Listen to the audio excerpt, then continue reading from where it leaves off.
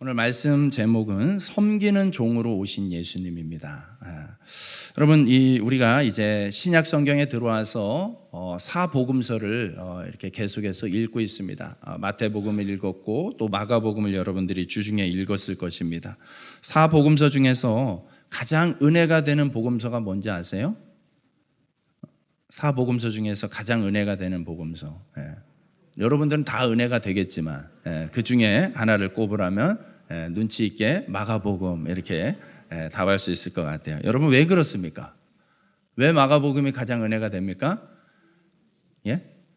가장 짧기 때문에 그렇습니다. 가장 짧기 때문에 16장밖에 없어요. 다른 건 다 20장 넘는데 그래서 가장 은혜가 되는 것 같아요. 그래서 저도 늘 도전하고 있죠. 짧을수록 좋은 거구나. 이렇게 오늘도 한번 도전해 보겠습니다. 자, 마가복음은 복음서 중에서 가장 먼저 기록된 거예요. 그러니까는 마가복음서가 기록되고 그것을 바탕으로 해서 마태가 조금 더 보충을 하고 또 다른 관점, 필요한 관점으로 또 누가가, 요한이 이렇게 기록을 했다라고 성경학자들은 유추를 해볼 수가 있는 거예요. 여러분, 그래서 이 마가복음, 마가가 도대체 누구이길래 이 마가복음을 가장 먼저 기록할 수 있었을까? 예수님에 대한 기록을 가장 먼저 남길 수 있었을까라는 걸 먼저 좀 생각해 봤으면 좋겠어요. 여러분, 여기 마가복음은 마가가 기록한 거예요. 그래서 마가복음이에요. 이 마가라는 이름은 로마어로는 마르코라는 이름을 쓰고 있고요. 헬라어로는 마커스라고 합니다. 그리고 히브리어로는 요한이라고 이름합니다. 그러니까는 마가라는 것은 번역돼서 우리식의 음역의 발음인 것이고, 이 마가라는 이름이 마르코든지 마커스든지 요한이든지 이렇게 언어에 따라서 다양하게 이름이 불려질 수 있는 것입니다. 그래서 사도행전에서는 특히 이 마가복음의 이 마가를 사도행전은 주로 요한으로 기록을 하고 있습니다. 히브리어로 해서. 그래서 거기에 나오는, 사도행전에 나오는 요한이 자주 등장하는데 거기에 나오는 요한은 세례 요한이 아닙니다. 사도 요한도 아니에요. 예수님 제자 사도 요한도 아니에요. 그냥 마가 요한이에요. 그러니까는 마가는 예수님께 직접 가르침을 받은 사도에 들어가는 제자도 아니라는 거예요. 그런데도 불구하고 이 마가가 복음서를, 예수님에 대한 복음서를 기록했다는 것에 우리가 눈여겨볼 필요가 있습니다. 먼저 마가는 이 성경에서 우리가 마가의 어떤 배경을 아는 데 있어서 좀 알 수 있는 게, 쉽게 알 수 있는 게 바나바라는 사람의 조카예요. 바나바라는 사람의 조카. 바나바가 누굽니까? 바나바가 이 초대교회를 세우는 데 있어서 가장 헌신적으로 섬기는 모델로서 사역했던 사람이 이 바나바죠. 골로새서 4장 10절에 보면은요, 나와 함께 갇힌 아리스다고와 바나바의 생질 마가와, 이렇게 기록을 하고 있어요. 바나바와 마가가 이 조카 관계다라는 것을 기록하고 있죠. 바나바는 초대교회가 세워지는 데 있어서 특별한 역할을 하고 있습니다. 특히 바나바 하면 떼놓을 수 없는 게 누굽니까? 바울이에요. 바울이 원래는 예수님을 만나기 전에는 예수 믿는 사람들을 잡는 데 있어서 앞장서던 사람이에요. 기독교를 핍박하는 데 있어서 가장 앞장섰던 정통 유대인 중에 하나가 이 바울이었죠. 그런데 그가 극적으로 예수님을 만났습니다. 그리고 회심을 했어요.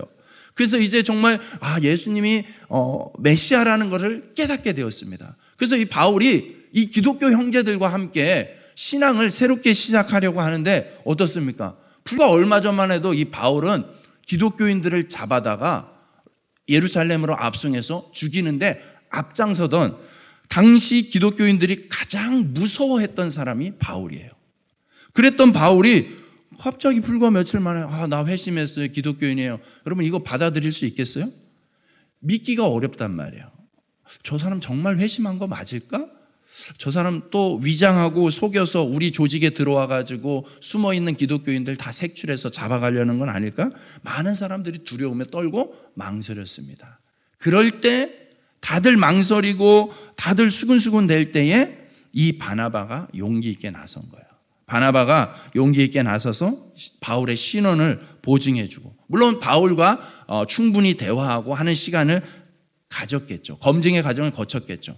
그리고 바나바가 바울이 교회의 일원이 될 수 있도록 하는 데 있어서 가장 앞장서고 헌신적으로 섬겼던 것입니다. 그래서 보통 교회들이요, 바나바 사역이라고 이름하는 사역이 뭐냐면, 새가족들이 오면은 새가족들이 교회에 잘 정착할 수 있도록 돕는 사역을 바나바 사역이라고 이름합니다. 그만큼 참 귀한 거예요. 새로운 어떤 교인들이 세워질 때, 새로운 성도가 들어와서 이곳에 잘 정착할 수 있도록 누군가는 도와야 되는 거예요. 누군가는 헌신하고 누군가는 섬겨야 되는 것이죠. 바나바가 성경에 있어서 그런 역할들을 훌륭히 해냈습니다. 여러분 생각해 보십시오. 바울은요, 이 신약의 역사에 있어서 물론 신약 성경의 가장 중심은 예수님이죠. 그런데 이 예수님을 세상 가운데 알리는 데 있어서 가장 귀하게, 가장 왕성하게 쓰임받은 사람이 뭐니 해도 바울이죠. 바울 한 사람의 이 놀라운 헌신이 신약 성경 성경에 수없이 기록되고 있습니다.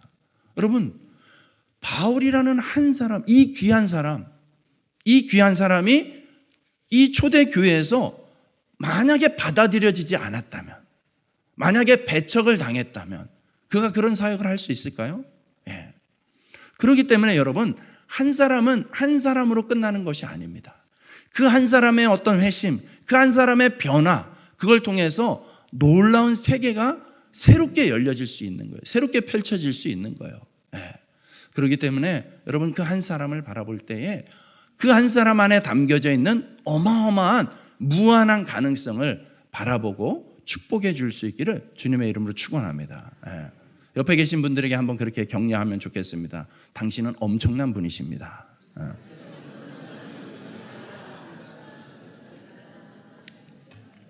어떤 엄청남이 있습니까? 한 번 더 구체적으로 축복하겠습니다. 당신 안에 하나님 나라가 있습니다.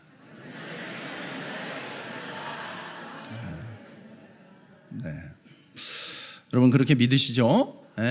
바울이 그렇게 쓰일 거라는 거는 그 전까지 아무도 몰랐어요. 그러니까 교인들이 무려 바울이라는 사람이 등록하겠다는데 아닙니다 하고 다 숨고 다 배척했잖아요. 모르는 거였어요. 사람들이 아무도 몰랐단 말이에요. 그런데 한 사람의 어떤 희생과 한 사람의 용기와 한 사람의 섬김을 통하여서 바울이 훌륭한 일꾼으로 세워질 수 있었던 것입니다. 바울과 바나바가 함께 신앙생활한 교회가 수리아 안디옥이라는 교회예요. 수리아 안디옥이라는 지역이에요. 오늘날에는 예전엔 시리아 땅이었고 지금은 이제 터키 땅이 되어버린 지역인데, 이곳은요, 이곳은 아랍인들과 또 그 윗지방에 있는 여러 다양한 인종들이 모여 사는 예로부터 그런 곳이에요. 거기서 최초로 이방인을 위한 교회가 세워지고 이방인을 위한 선교사를 파송하는 일이 벌어지게 됩니다. 그때 바울과 바나바가 이 선교사로 정식 파송이 되어지고요. 바울과 바나바만 떠났던 게 아니에요. 그 일행 가운데 바로 오늘 우리가 관심을 두고 있는 마가라는 사람이 그때 함께 했습니다. 그들의 수행원으로서 그 선교 여행 가운데 동참했습니다. 사도행전 13장 5절 말씀 한번 읽어볼까요? 시작.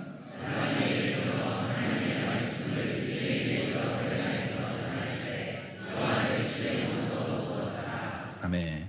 여러분, 여기 이 요한이 바로 우리가 보고 있는 마가라는 사람이에요. 여러분, 또 사도행전 12장 25절 말씀에 보면은 바나바와 사울이 부주하는 일을 마치고 마가라 하는 요한을 데리고 예루살렘에서 돌아오니라. 그러니까는 바울과 바나바가 팀을 이루어서 막 사역을 하는데 그 옆에 돕는 자들이 많았는데 그 중에 대표적인 사람이 이 마가 요한입니다. 여러분, 이 마가는 앞서 말씀드렸듯이 예수님의 12제자에 들어가지도 않는 사람이에요. 그런데도 불구하고 굉장히 헌신적으로 열심히 제자들과 함께 교회를 섬기는 일에 열심히 사역을 했던 인물입니다. 또 여러분, 마가는 어떤 인물이냐면 엄청난 재력가입니다. 여러분, 예수님이 승천하시고 제자들이 모여서 기도할 때 모여 있었던 곳이 어디죠? 마가의 다락방이에요. 바로 이 사람 집이에요. 이 사람의 집에 다락방에 120명이 들어가서 기도하고 있습니다. 여러분, 다락방의 차원이 달라요. 물론 우리가 생각하는 식의 다락방하고는 차원이 다른 거죠. 다른 어떤 그 지역의 어떤 가옥 구조가 우리랑은 좀 달라요. 그래서 우리는 다락방 하면 뭔가 좁은 방을 얘기하지만은 여기는 이제 좁은 방이 아니라 좀 윗공간을 이야기하는 거예요. 그래서 어쨌든 간에 집에, 개인 가정에 120명의 사람들이 모여 있을 정도이니까는 얼마나 큰 집이겠습니까? 그런 집을 소유한 엄청난 재력가예요. 재력가이니까는 이 마가가 또 공부도 좀 이렇게 뒷받침 속에서 공부도 여유 있게 했었던 것 같습니다. 그러니까 이 마가가 자기가 가지고 있는 어떤 달란트, 재능, 재력도 있고 공부도 잘해가지고 언어적 능력이 아주 뛰어난 사람이에요. 그러다 보니까는 이 바울과 바나바의 선교 사역에 아주 든든한 동역자로 또 수행원으로 그 역할들을 잘 감당할 수 있었던 것이죠. 여러분에게는 무엇이 있습니까? 무엇이 있든 간에 재물이 많으면 많은 대로, 적으면 적은 대로 여러분들이 가지고 있는 달란트가 얼마든지 하나님 나라를 위해서 귀하게 쓰임받을 수 있는 줄로 믿으시기 바랍니다. 네. 그래서 베드로가 이 로마 지역에서 사역할 때 마가가 통역관처럼 일했어요. 로마 지역이니까는 히브리어가 통하지 않잖아요. 베드로는 뭐 출신이에요? 어부 출신이에요. 가방끈이 짧습니다. 가방끈 짧든 길든 문제되지는 않아요. 얼마든지 하나님께서 쓰시려면 베드로 같은 시골의 어부 출신도 저 해외에 가서 얼마든지 언어적 한계를 극복하고 복음을 전할 수 있어요. 직접 자기가 언어하지 않아도 돼요. 오늘날은 AI가 있지만은 이 당시에는 마가가 있었습니다. 마가가 대신 통역을 해주니까는 사역을 얼마든지 잘 할 수 있었던 것이죠. 마가가 얼마나 이 베드로의 사역에 있어서 도움이 되었는지 베드로는 마가를 나중에 그 베드로 서신서에 보면은 내 아들 마가라고 이렇게 소개를 합니다. 혈연적 아들이 아니에요. 그럼에도 불구하고 그만큼 친밀하게 아들처럼 여겨질 정도로 아주 든든한 동역자였다라고 이 마가를 소개하고 있습니다. 베드로는요, 말년에 로마에서 활동을 합니다. 그래서 베드로 전서, 베드로 후서를 보면 로마를 배경으로 해서 그 당시에 그 상황 속에 있는 성도들에게 이 말씀을 전하는 내용이 베드로 전후서의 내용이에요. 마가는 아마도 베드로에게 예수님의 이야기에 대해서 참 많이 들었을 거예요. 늘 같이 다니니까 무슨 얘기를 하겠습니까? 예수님 이야기를 많이 듣게 되는 거죠. 근데 하필 베드로에게 듣는 거예요. 그러니까는 마가가 알고 있는 예수님은 베드로를 통해서 알게 된 예수님인 거예요. 베드로는 성격이 어떻습니까? 급하죠. 불같죠. 그래서 마가복음을 보면 마치 베드로가 이야기하는 것처럼 느껴지는 이유가 그런 차원입니다. 여러분, 그러던 중에 이제 베드로가 마가와 함께 로마 지역에서 복음을 전하는 사역을 하고 있는데 그때 등장한 로마의 황제가 그 유명한 네로 황제예요. 네로 황제. 여러분, 네로 황제 이름 너무나 유명하게 많이 들었잖아요. 그리고 네로 황제 하면 떠올려지는 사건이 뭡니까? 로마의 대화재 사건이에요. 여러분, 네로가 황제로 집권하고 있을 때 로마 도시에 불이 났습니다. 엄청나게 큰 불이 났습니다. 무려 6일 동안 불을 끄지 못했습니다. 6일 동안 불이 막 도시 전체를 집어삼켰습니다. 그래서 도시의 절반이 완전히 불에 타버렸습니다. 그러니까는 여러분, 시민들의 이 마음이 어떻겠습니까? 엄청난 분노와 원망과 막 한탄이 뒤섞여 있는 것이죠. 그래서 이 사람들이 점점 폭력적으로 변하면서 당장이라도 이 정권을 무너뜨리려고 막 시위를 하고 막 폭도가 생겨나고 이 난리가 난 거야. 로마 황실 사람들이 보니까 이대로 있으면 정말 큰일 날 것 같은 거예요. 자기들의 그 정권이 무너질 것 같은 거예요. 그래서 꾀를 낸 게 네로 황제가 야, 이 불 누가 저질렀는지 아냐? 저 예수쟁이들, 기독교인들이 저지른 거다. 이 소문을 퍼뜨리기 시작합니다. 그래서 시민들의 분노가 왕실로 향하다가 갑자기 기독교인들에게 향하게 됐던 거예요. 그래서 이 당시에 수많은 기독교인들이 이 폭도들에 의해서 무참히 살해를 당하게 됩니다. 끔찍한 일들을 겪게 되는 것이죠. 여러분, 이 폭도들이요, 예수쟁이라면 물불 안 가려요. 따지지도 않아요. 묻고 따지지도 않아요. 어떻게든 자기들의 분노, 자기들의 억울함, 자기들의 슬픔을 무언가 토로할 대상이 필요했던 거예요. 희생양이 필요했던 거예요. 그래서 그 당시에 수많은 기독교인들이 정말 이름 없이 빛도 없이 죽어나갔습니다. 이런 시대적 상황 속에서 베드로가 베드로 전후서를 기록하고 있는 것이고요. 이 당시에 함께 베드로와 마가가 이곳에서 사역을 하고 있었던 것이죠. 이런 상황 속에, 이런 시대적인 상황 속에서 당시 기독교인들에게 있어서 신앙은 어떤 걸까요? 예수님을 안 믿는다고 부인하면은 살게 되지만 믿는다고 대답하는 순간 죽음을 면치 못합니다. 신앙은 죽느냐 사느냐의 문제였던 것입니다. 여러분 어떻습니까? 여러분 교회 나가면 교회 나오기 위해서, 여기 나오기 위해서 여러분 죽음을 각오하고 불사하고 나오신 분 계십니까? 그런 분들은 꼭 안아드리고 싶습니다. 네. 물론 여러분들 나름대로의 어떤 수고와 또 희생을 통해서 이 자리까지 나오신 분들이 많이 계시지만 적어도 우리는 그런 시대는 좀 아닌 것 같아요. 그죠? 이 당시는요, 정말 말 그대로 죽느냐 사느냐였어요. 예수님 믿는다라고 신앙을 고백하는 순간 여지없이 처형을 당하게 되는 이런 상황이었습니다. 신앙 때문에 목숨을 잃어야 했습니다.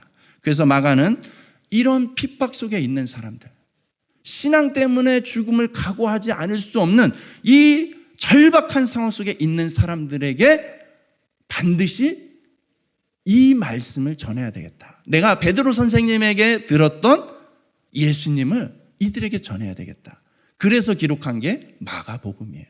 여러분, 이 마가복음의 내용은 그렇기 때문에 뭐 마태복음도 있고 누가복음도 있고 그냥 했던 얘기 또 하는 것 같고 이게 무슨 뭐 그냥 왜 자꾸 반복하나 의미 없이 다가오는 내용이 아니에요. 마가복음은 정말 그렇게 죽음을 각오하고 있는 사람들에게 그 죽음까지도 정말 각오로 내놓을 수 있을 정도로 분명한 말씀이 되어야 되는 것이죠. 분명한 이 복음이 되어야 되는 것이죠.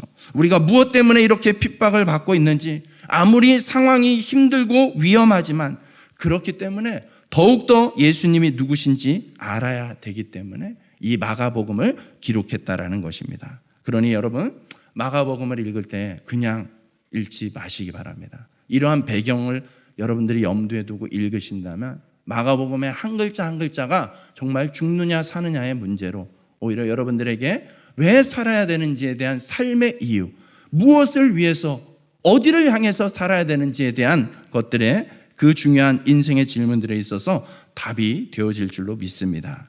예수님이 누구시기에 우리가 이렇게 고생을 해야 되는가? 예수님 때문에 과연 이렇게 위험에 빠질 가치가 있을까? 이런 고민들. 예수님은 과연 우리가 기꺼이 목숨을 걸 만한 분이시구나. 마가복음을 통해서 이 결론을, 이 해답을 찾을 수 있기를 주님의 이름으로 축복합니다. 그래서 마가복음은 이렇게 시작합니다. 1장 1절에 한번 읽습니다. 시작. 아멘. 복음은요, 예수님에 대한 복음이에요. 복음의 중심은 예수님입니다. 근데 이 예수님은 그냥 우리가 인간적으로 아는 예수님이 아니라 하나님의 아들이신 예수님이라는 것이죠. 예수님께 오롯이 초점을 맞추고 있습니다. 특히 베드로의 통역관 이었잖아요. 베드로의 성격답게 거침없이 이 예수님에 대해서 아주 급하게 기술하고 있습니다. 그래서 마가복음에는 예수님의 탄생 비와 뭐 동정녀 마리아를 통해서 이런 얘기 없습니다. 그런 서사적인 스토리 없고요. 그냥 바로 예수님 등장하자마자 세례받고 바로 사역하십니다. 마치 베드로의 성격을 보는 것 같죠. 예수님이 굉장히 급하게 사역하는 것처럼 보입니다. 그리고 막 기적을 막 계속해서 행하십니다. 바로바로 그런 것들을 행하셨다라고 기록하고 있습니다. 특히 마가복음의 특징은요, 이 장소를 기준으로 해서 그 내용들이 이렇게 모아져 있다라는 것을 보게 됩니다. 예수님이 초반에는 이스라엘의 북쪽 지역, 북쪽이 어느 지역이라고 했죠? 갈릴리 지역. 갈릴리 지역에서 주로 활동하십니다. 그러다가 중간쯤 돼가지고 예수님이 남쪽 예루살렘 지역으로 내려와서 장소를 이동하면서 사역을 이루십니다. PPT 한번 보여주시면은, 자, 이런 식의 구조예요. 마가복음은 이런 식의 구조예요. 1장부터 8장까지는 갈릴리를 무대로 해서 갈릴리 지역에서 계속해서 활동하셔요. 8장부터 10장까지는요, 이제 예루살렘으로 이동을 하시는 과정 중에 있었던 일들과 말씀들을 기록하고 있고요. 11장에서 16장까지는요, 예루살렘에서 이제 펼쳐지는 사역에 대해서 이야기하고 있습니다. 여러분, 이것이 왜 특이하냐면요, 다른 복음서들은요, 예수님이 갈릴리에서 예루살렘으로 갔다가 예루살렘에서 다시 갈릴리로 갔다가 왔다 갔다 하셔요. 여러분, 유대인 남자들에게는 당시 율법적 기준에 의하면 해마다 1년에 3번씩 예루살렘 성전을 방문해야 되는 신앙적 의무가 있거든요. 그러니까 예수님도 당연히 그 기준을 따라서 계속 방문하셨을 거예요. 그런데 지금 마가복음은 그런 거 일일이 기록하고 싶지 않다는 거예요. 마가복음은 뜻이 분명합니다. 지금 죽느냐 사느냐의 문제를 앞두고 있는 이 성도들에게 예수님이 누구신지 예수님의 핵심을 전하고 싶으신 거예요. 그래서 마가복음은 단순한 구조로 되어 있다는 거예요.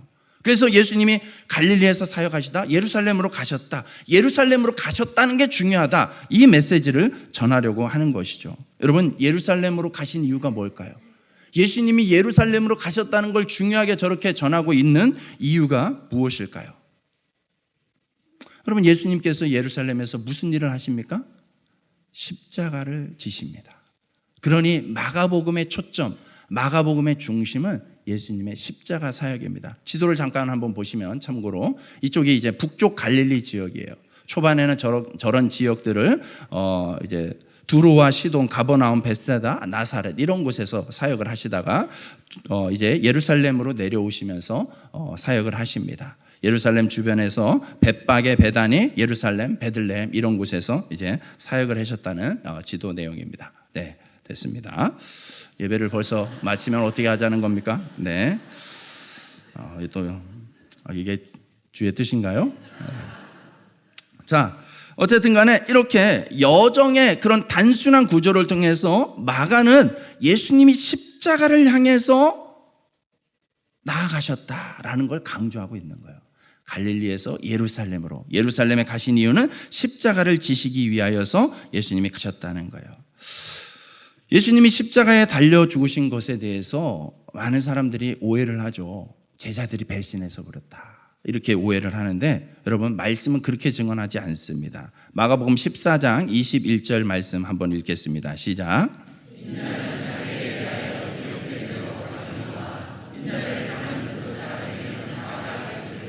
아멘. 예수님이 십자가를 지신 사건은요, 제자들이 배신했기 때문에, 사두개인 바리새인들이 악하기 때문에, 물론 그런 모양으로 그들이 쓰임은 받았지만은 그것 때문이 아니에요. 그걸 예수님이 극복하지 못해서 그들에 의해서 십자가를 지신 것이 아니에요. 성경은 다르게 해석을 합니다. 예수님이 십자가를 지신 이유는 말씀을 이루기 위하여 십자가를 지신 거예요. 그 말씀은 어떤 내용입니까? 장차 하나님께서 우리를 구원하기 위한 메시아로서, 구원자로서 구원자를 보내시겠다. 그리고 그가 와서 우리의 죄를, 인류의 죄를 대신 지불하시고 대신 자기를 희생하심으로, 죽으심으로 우리의 죄 문제를 해결하시고 다시 잃어버린 백성들이 하나님의 백성으로 돌아올 수 있도록 구원의 문을 여시겠다라는 것이 하나님의 약속인 거죠. 우리를 향한 구원의 약속인 것이죠. 예수님은 그 약속을 이루기 위하여 그 약속의 말씀을 따라서 순순히 그 십자가의 길을 걸으셨다라는 거예요. 여러분, 성경이 증언하고 있는 예수님을 바라볼 수 있기를 축복합니다. 사람들이 생각하는, 사람들이 해석하는 예수님의 어떤 인간적인 모습, 도덕적인 모습, 성품적인 모습, 그걸로 만족하려고 하지 마십시오. 그거는 지극히 아주 작은 부분에 불과한 거예요. 핵심은요, 예수님은 언약의 메시아라는 거예요. 약속을 이루기 위하여 우리를 향한 구원의 약속을 이루기 위하여서 기꺼이 희생하신 예수님이라는 거예요. 그래서 여러분, 이 성경은 예수님이 누구신지를 자꾸 전하고 있는 것이죠. 오늘 마가복음에서 여러분, 예수님이 누구냐라는 질문을 이 책 안에 계속해서 던지고 있어요. 제자들의 모습을 통해서. 마가복음 4장에서 보면은요, 예수님께서 놀라운 기적을 행하십니다. 바람과 바다가 막 파도 치고 있어요. 거친 바람이 불면서, 그러니까 막 사람들이 배 안에서 막 배가 뒤집히는 거 아니냐, 죽느냐 사느냐, 또 이런 씨름을 하고 있어요. 인생은 계속해서 그런 씨름이에요. 근데 그때에 예수님께서 바람을 향하여서, 바다를 향하여서 꾸짖으시고 잠잠하라 말씀하시니까 그대로 되더라는 거예요. 놀라운 이적이죠. 제자들이 깜짝 놀랍니다. 그래서 제자들이 마가복음 4장 41절 말씀에 보면 그들이 심히 두려워하여 서로 말하되 그가 누구이기에 바람과 바다도 순종하는가 하였더라. 이 놀라운 현상을 보면서 제자들의 마음속에 뭘 질문한다고요? 그가 누구이기에, 도대체 이분은 누구이기에, 자기들이 막 따르고 있으면서 자기들의 스승이라고 여기고 있으면서도 아직도 정말 예수가 누구인지 도대체 그 실체를, 그 본질을 알기 어렵다라는 그런 답답함을 또 토로하고 있는 것이죠. 기적을 경험했지만 기적을 행하신 분이 누구인지 그 실체를 아직 분명히 알지 못합니다. 또 마가복음 8장에서 제자들과 가이사랴 지역에서 나눈 대화의 내용입니다. 27절, 8장 27절 말씀 한번 읽습니다. 시작.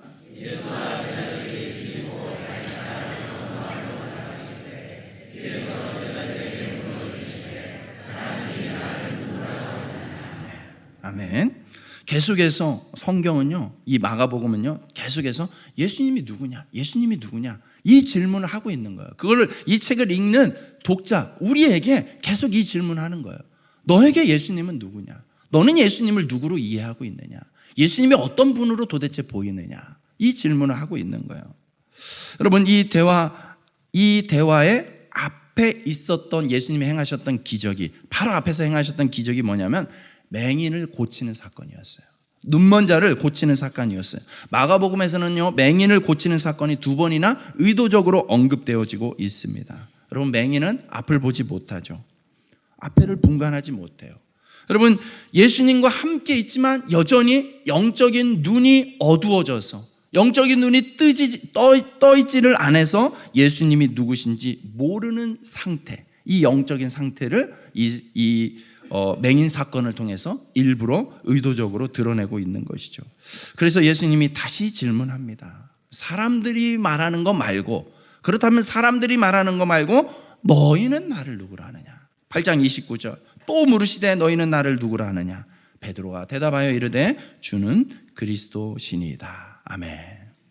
여러분, 베드로의 이 대답 너무나 훌륭한 대답이죠. 베드로가 지금 고백하고 있는 장소는 빌립보 가이사랴라는 지역이에요.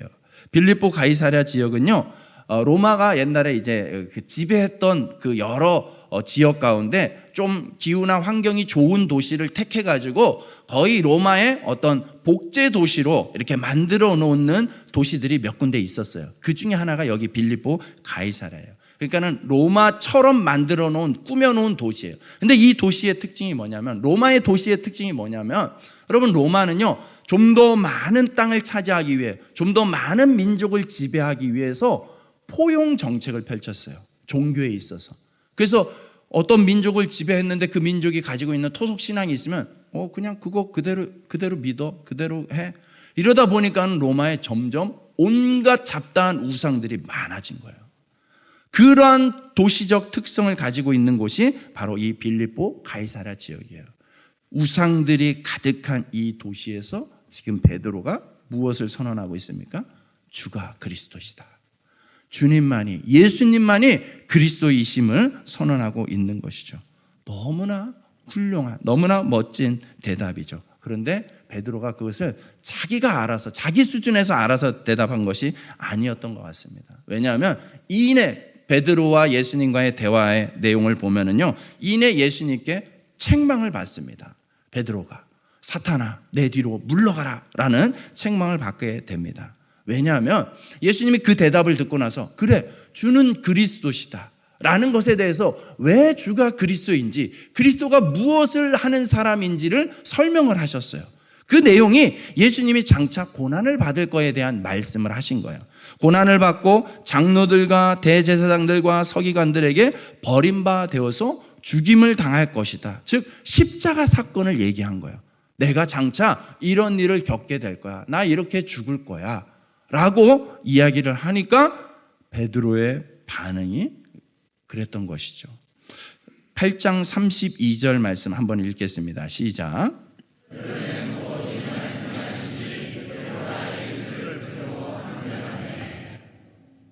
아멘. 예수님께서 이제 감춰졌던 것을 드러내세요. 내가 무엇을 위해서 왔는지 아느냐 하면서 예수님의 장차 당할 십자가 사역에 대해서 이렇게 노골적으로 말씀하시니까 베드로가 예수님을 붙들고 항변했답니다. 여기서 항변했다라는 것은 뭐냐면 마치 어른이 아이를 꾸짖는 듯한 그런 태도를 보였다는 거예요. 예. 여러분 이런 거죠. 예수님 기껏해서 정말 의미심장한 이 예수님의 생애에 있어서 가장 핵심이 되는 사역을 이야기한 거잖아요. 그런데 그 이야기를 듣자마자 베드로가 또 한 성깔 한 거예요. 지금 예수님 정신 똑바로 차리셔야 됩니다. 지금 때가 어느 때인데 얼마나 많은 사람들이 지금 예수님 따르는 줄 아세요? 지금 우리가 나라를 빼앗겼잖아요. 로마에게 나라를 빼앗겼잖아요. 빨리 우리가 다시 이 정권을 나라를 되찾아야 됩니다. 정신 바짝 차리셔야 돼요. 지금 그런 한가한 소리를 하고 있을 때가 아닙니다. 죽는다니요. 지금 이 많은 사람들이 예수님을 왕으로 삼으려고 하고 있는데 그런 이상한 소리 하지 마십시오. 빨리 우리 예루살렘에 가서 정권을 되찾읍시다. 군사를 일으키고 나라를 다시 되찾읍시다. 이런 이야기를 하고 있는 거예요. 여러분 예수님은 인류의 구원을 위하여서 당신이 희생양으로서 죽을 것에 대해서 말씀하고 있는데 베드로를 비롯한 제자들은 지금 무엇을 기대하고 있습니까? 예수님 통하여서 새롭게 나라 세워지면 내가 장관 자리 하나 차지할 수 있겠구나. 이걸 기대하고 있다라는 거예요. 그렇게 이해가 서로 충돌하고 있는 것이죠. 여러분 그 부분에 대해서 예수님의 대답은 단호했다라는 거예요. 사탄아 물러가라. 여러분 사탄은요 이 십자가 사건을 방해하는 세력이에요. 예수님의 십자가 사건에 담겨져 있는 이 희생, 자기를 희생하는 거, 또 누군가를 섬기는 거, 이 희생과 섬김을 싫어하는 실체가 사탄인 것이에요. 사탄은요 양보하고 섬기는 것을 싫어합니다. 그러나 예수님은 자기를 희생하고 섬기기 위해서 오셨다는 이 사실, 사탄과 예수님의 대조되는 이 모습을 여러분 우리가 오늘 영적으로 바라볼 수 있기를 축복합니다. 오늘 우리가 읽은 본문 가운데도 이 장면이 또 한 번 반복돼요. 지금 8장에서 있었던 사건을 얘기한 거거든요. 근데 10장에서 또 고스란히 그러한 상황이 또 전개되고 있습니다. 오늘 10장에 33절 34절 말씀입니다. 시작.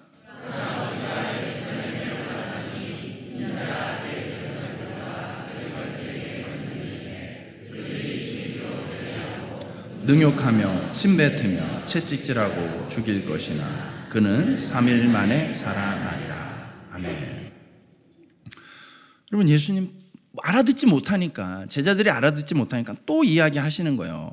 예루살렘으로 올라가면 무슨 일이 일어나는지, 내가 왜 예루살렘을 향해서 가고 있는지, 무엇 때문에 가고 있는지를 분명히 전하고 있습니다. 근데 이 말씀 듣고요 제자들이 이제 좀 깨달을 때도 됐잖아요. 이제 좀 알아먹을 만도 한데 여러분 그 뒤에 이어지는 상황이 더 기가 막힙니다. 35절에서 37절 말씀 한 번 더 같이 읽습니다. 시작.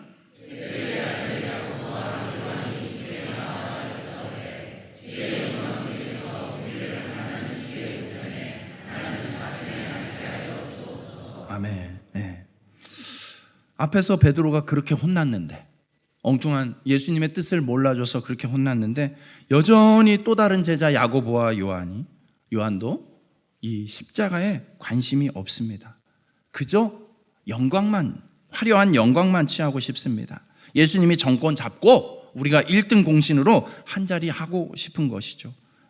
여러분 근데 야고보와 요한뿐만이 아니었어요. 그 뒤에 보면 다른 제자들도 이 사실을 알게 되고 같이 화를 냈다는 거예요. 왜 니네만 한 자리 갔냐라는 거죠. 여러분 제자들의 수준이 너무나 안타깝고 답답합니다. 예수님과 함께 있으면서도 예수님과 다른 꿈을 꾸고 있는 동상이몽의 이 현실이 너무나 안타깝죠. 여러분 예수님은 다시 한번 오늘 우리가 읽었던 본문의 마지막 절 45절을 통하여서 이 땅에 오신 이유를 분명히 또 한 번 밝히고 있습니다. 45절 말씀 한번 마지막으로 같이 읽겠습니다. 시작.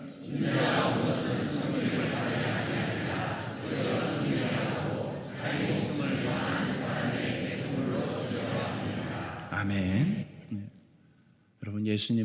우리에게 예수님은 어떤 분이셔야 할까요?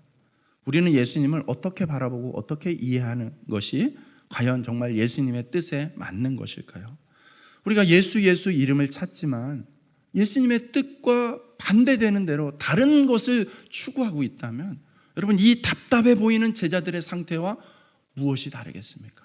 물론 하나님의 은혜 가운데 이 제자들이 다 뒤늦게 깨닫고 바르게 정말 예수님의 뜻을 깨닫는 은혜가 있었지만 여러분, 아직 이 본문 상황 가운데서는 아직도 깨닫지 못하는 제자들의 이 답답한 모습이에요. 여러분, 근데 실은 우리의 모습이 얼마든지 그럴 수 있다는 거예요.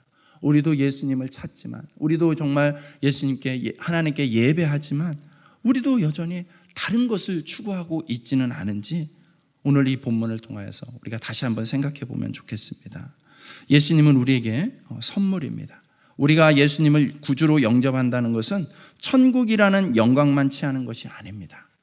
그분의 십자가에도 주목해야 됩니다. 우리에게 구원을 베풀기 위해서, 우리를 하나님의 자녀로 세우기 위해서 몸소 보여주신 희생과 섬김의 예수님을 생각해야 됩니다.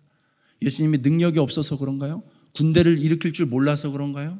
예수님 한마디면은 바람도 바다도 잔잔해지는 그 능력의 예수님이신데, 죽은 자도 살리시는 예수님인데, 눈먼 자도 눈뜨게 하는 예수님인데, 예수님께 부족함이 있기 때문에 그런 것이 아니죠.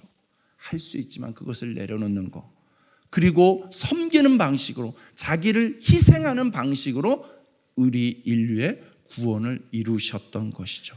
우리가 믿는 예수님이 그와 같이 하셨다면, 우리가 마땅히 예수님을 믿는 자라면 우리 삶의 모습이 그와 같이 누군가를 또 섬기고, 누군가를 위하여 희생할 줄 알고, 양보할 줄 알고, 이해할 줄 알고, 용납할 줄 알고 섬기는 모습으로 나아가는 것, 그것이 정말 예수님을 믿는다라는 그 고백과 일치되는 삶이 되지 않겠습니까? 여러분, 우리가 기억해야 될 중요한 사실은 나의 신앙이 어느 날 갑자기 서게 된 것이 아니라는 거예요. 나 한 사람 서기까지 얼마나 많은 사람들의 보이지 않는 수고가 있었는지 모릅니다. 아마 가족 중에 누가 먼저 믿은 사람이 있다면 여러분을 위하여서 기도하고 분명히 섬겼을 것입니다. 또 누군가 아직 비신자였던 여러분의 이름을 듣고 기도해주는 교인들이 있었을 것입니다. 여러분, 우리 교회는 목장 시스템이 있어요. 소그룹으로 나눠져, 목장이라는 이름의 소그룹으로 나눠져서 29개의 목장들이 존재합니다. 여러분, 그 목장의 멤버들을 목원이라고 부릅니다. 목원 한 사람을 건강한 성도로 세우기 위해서 목자들이 얼마나 애쓰고 있는지 몰라요. 목자들이요 모여서 나눔을 할 때 보면은 목원들을 위하여서 눈물로 기도합니다. 다른 사람을 위해서 눈물 흘리며 기도합니다. 그리고 그 목원이 잘 영적으로 깨어 있을 수 있도록, 신앙생활을 건강하게 할 수 있도록 관심을 갖고 연락도 하고 목장 모임이 이루어지도록 상황들을 조율하면서 한 사람 한 사람을 세우기 위해서 희생하고 섬기고 있는 거예요. 그것이 바로 예수님의 모습을 닮아가는 것이죠. 여러분, 목자들도 여러분과 똑같은 성도예요. 열심히 한다고 저처럼 살해받고 그러지 않습니다. 저는 열심히 하면 살해라도 받잖아요. 목자들은 살해 같은 거 없습니다. 오히려 열심히 할수록 목자들은 자기 돈 더 쓰는 것 같아요. 열심히 할수록 누군가를 섬기기 위하여서 자기 지갑 열고 자기 돈 더 쓰고 자기 시간 더 쓰면서 그렇게 한 사람을 세워가는 그 일을 하고 있는 것 같아요. 그 모습이 오늘 우리를 섬기기 위해서 오신 예수님의 모습을 닮아가는 모습이지 않겠습니까?